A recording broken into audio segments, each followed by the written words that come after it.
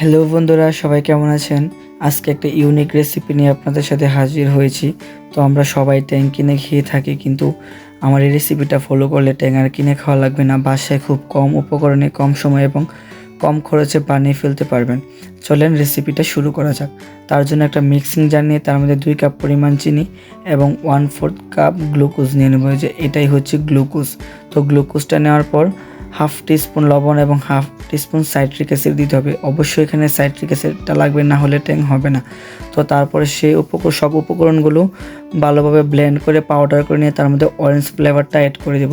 আপনাদের পছন্দ অনুযায়ী ফ্লেভার অ্যাড করবেন। তো ফ্লেভারটা দিয়ে এটাকে খুব ভালোভাবে মেশাতে হবে একটু সময় নিয়ে, না হলে কালারটা সব উপকরণের সাথে মিশবে না।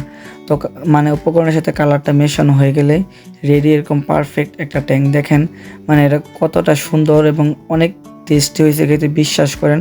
সবাই যদি রেসিপিটা একবার ট্রাই করেন তাহলে বুঝতে পারবেন ট্যাং আর এত টাকা খরচ করে ট্যাং আর কিনে খাওয়া লাগবে না, এখন বাসায় বানিয়ে ফেলতে পারবেন।